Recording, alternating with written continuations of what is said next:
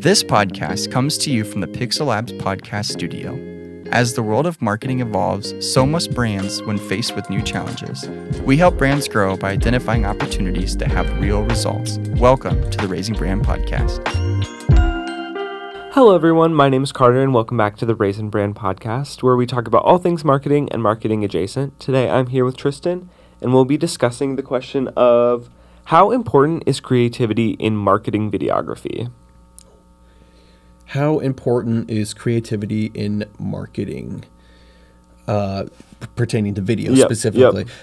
Great question. It's very important because, I mean, you can, I don't know. It's interesting because, you know, some of the more creative ads, or maybe not, some of the eye-catching ads I've seen lately, maybe they don't look the most creative, but I think how they're, you know,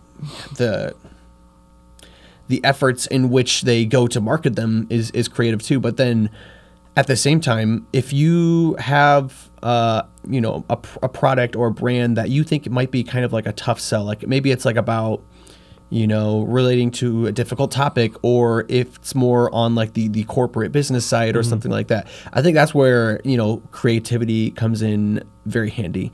You know, whether it's, you know, something in the visual, something in the writing, something in, you know, the tone of how you kind of sell these things.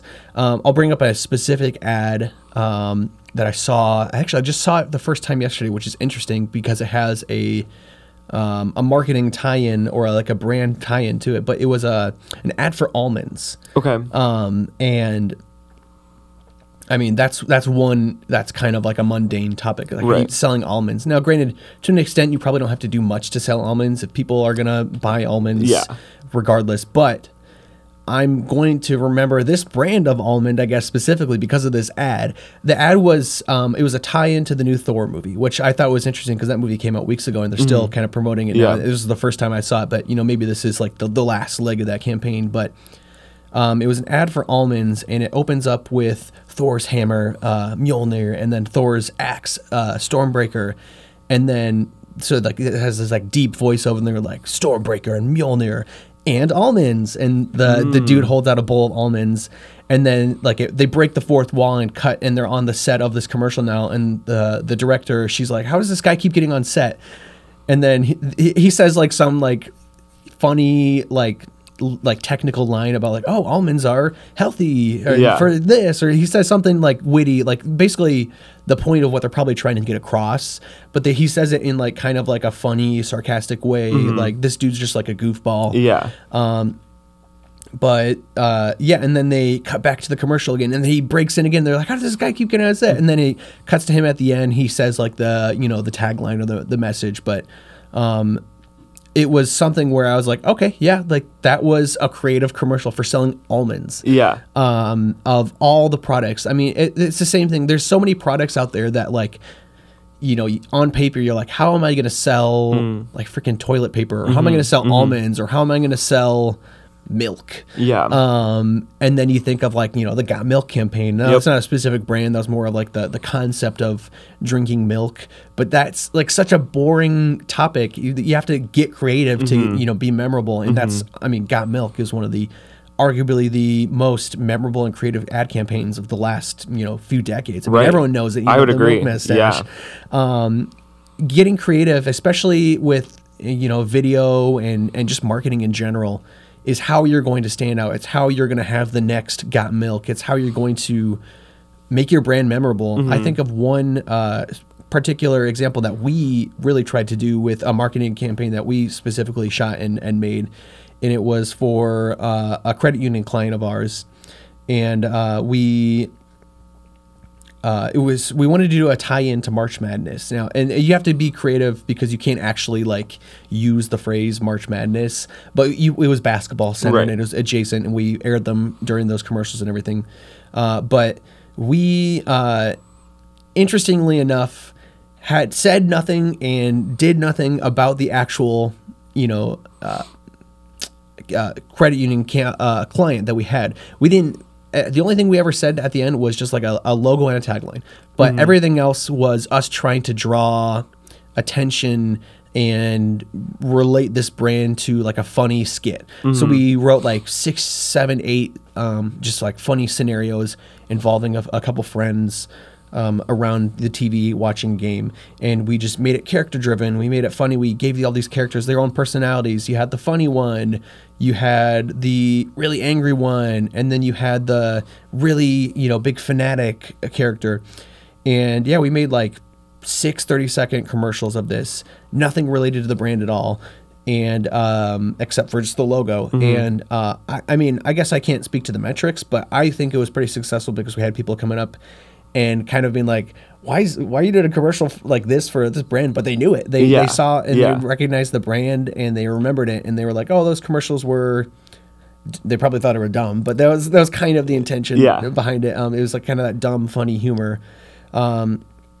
But that was just an example of how we were trying to break the mold, because we could have easily been like, oh, we're this credit union and we have this amount of percent on loans right now, or I don't even know, a bunch of, technical lingo. I think that's where you're going to lose people. I think you have to get creative. You have to have something memorable behind that brand and then, associate the brand with that. I think that's how you get creative. I think that's how you get something like the almond commercial where they attached it to the Thor brand, but also made it just funny and memorable. Right. And I'm going to remember that commercial for a while now, at least, because I thought it was random. It was funny.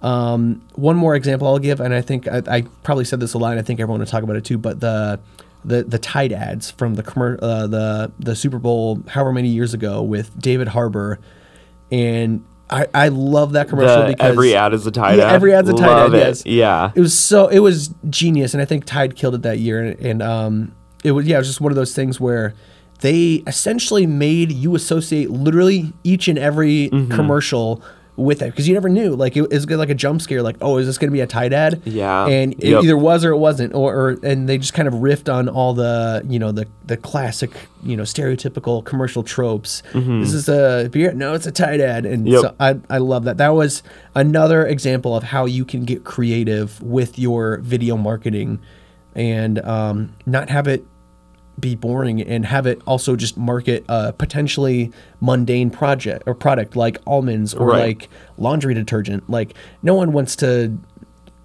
it's a challenge to have to market those things. But I think something like that is arguably the most fun, because I think to an extent you could have so much potential. You could literally do anything as long as you have, of course, the client's blessing. That's the thing that's usually the tricky part, is getting the blessing. Because it's oftentimes a risk, to do something like that. But I think you have to take those risks. And of course, I'm always going to be for that, because I'm going to be the one creating it and developing it and having fun. But I think, you just got to take a risk, put some faith into your marketing people, and your video people, and just see where it goes. And worst case scenario, there's maybe a funny commercial that, doesn't quite, hit the mark maybe, but a few people remember it, and then you try again, and then you try again, and then eventually I think you land that Got Milk, that Tide ad, that almond ad. And I think I agree.